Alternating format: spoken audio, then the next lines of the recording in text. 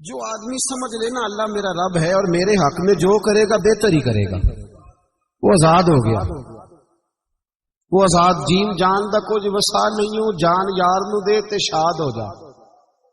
اس سے دل دے ہیں فساد سارے، دل دلبر نو دے تے آزاد ہو جا.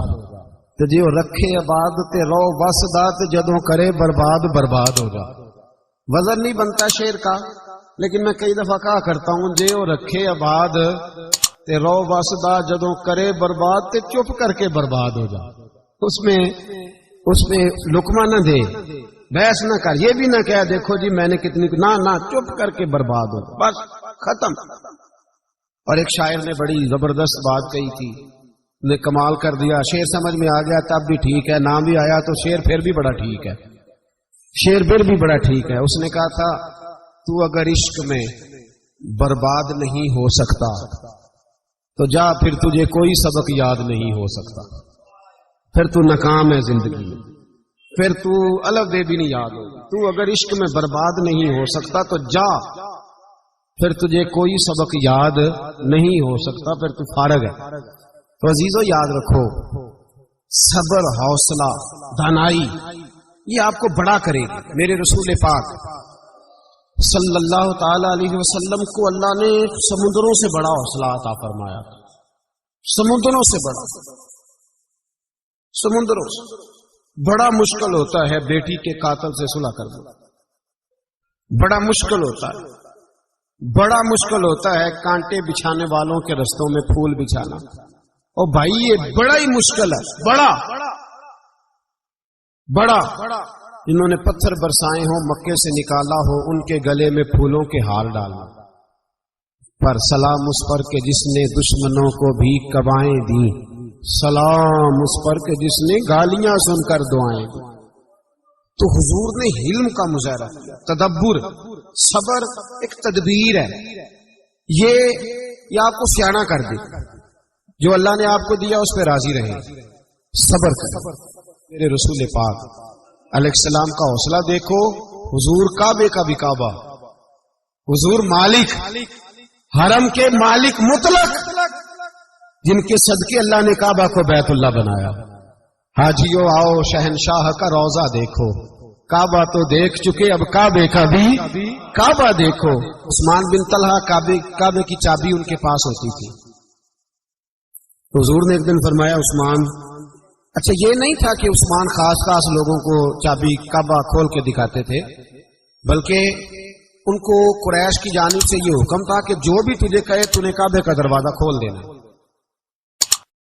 نبی پاک علیہ السلام نے نا ہجرت سے 2-4 دن پہلے کہا کہ عثمان ذرا چابی دو، میں نے کعبہ اندر سے دیکھنا ہے. عثمان بن طلحہ سے حضور نے فرمایا دروازہ کھولو، کعبہ دیکھنا ہے. عثمان کہنے لگا میں ساری دنیا کو دکھاؤں گا، آپ کو نہیں دکھاؤں گا. کتنی سخت بات ہے، پر قربان جائیں رسول اللہ کے حوصلے صلی اللہ. عثمان کہتے ہیں میں نے یہ بات کی تو نبی پاک مسکرانے لگے، اور میں اچھا نہیں دینی. تو حضور نے نا مسکرا کے اور میری کمر پہ تھپکی دی، فرمایا اچھا یاد رکھنا یہ چابی میں تجھ سے لے لوں گا، اور جس کو میرا دل کرے گا میں اس کو دوں گا. عثمان کہتے ہیں روز رات کو نبی پاک کے یہ جملے میرے کانوں میں گونجا کرتے تھے، گونجتے تھے کہ حضور نے فرمایا. کہتے ہیں جس دن پتا چلا نا نبی پاک 10,000 کا لشکر لے کے آ رہے ہیں، تو ابو سفیان میٹنگیں کر رہے تھے، مکے کے سارے سردار تیاری کر رہے تھے، اور میرے کانوں میں ایک ہی لفظ تھا کہ حضور نے فرمایا میں چابی لے لوں گا، پھر جس کو میں چاہوں گا اسے دوں گا. عثمان کہتے حد ہو گئی، وقت گزر گیا.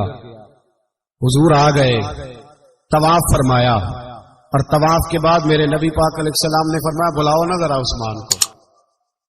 عثمان کہتے ہیں میں چابی لے کے آیا تو دوسرا جملہ کوئی نہیں کہا، عثمان کو بلاؤ. عثمان آئے تو عثمان کہتے ہیں میں نے چابی دی تو میں تیار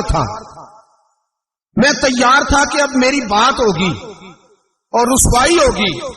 لیکن کہتے ہیں قربان جائیں مصطفیٰ نے تو یہ جملہ بھی نہیں کہا کہ میں نے تجھے کہا نہیں تھا، یہ بھی نہیں کہا. حضور نے چابی لی، کعبے کے بت صاف کیے، نماز پڑھی، واپس آئے. فرمایا عثمان میرا وعدہ تھا تیرے ساتھ کہ جس کو میں چاہوں گا چابی دوں گا، یہ لو چابی میں تجھے دینا چاہتا ہوں، لے لو رکھ لو.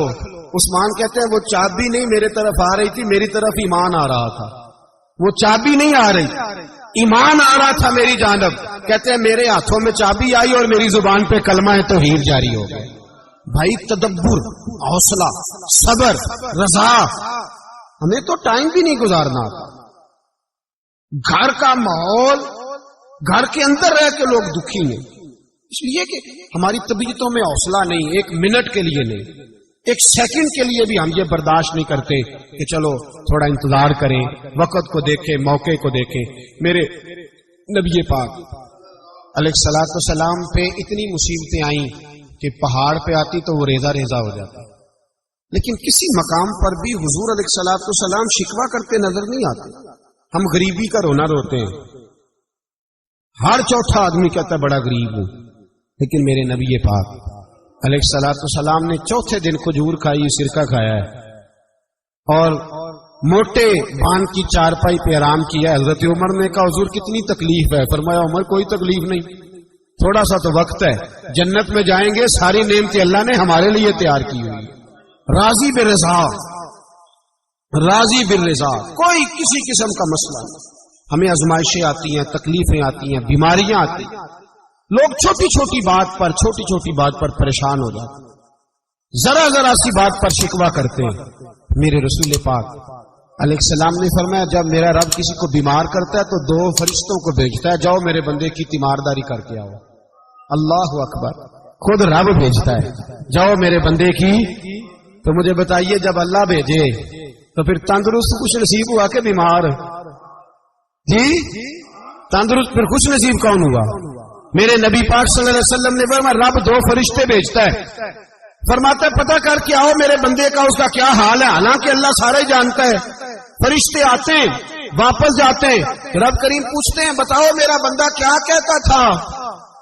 اللہ تجھے سارا ہی پتا ہے، پر ہم سے پوچھتے تو بتا دیتے ہیں. وہ یہ کہتا تھا کہ میں اپنی رب کی رضا پہ بڑا ہی راضی ہوں. وہ تیری حمد کر رہا تھا، تیری تعریف کر رہا تھا، تیرا شکر کر رہا تھا، تیرے لیے کلمات حمد بیان کر رہا تھا.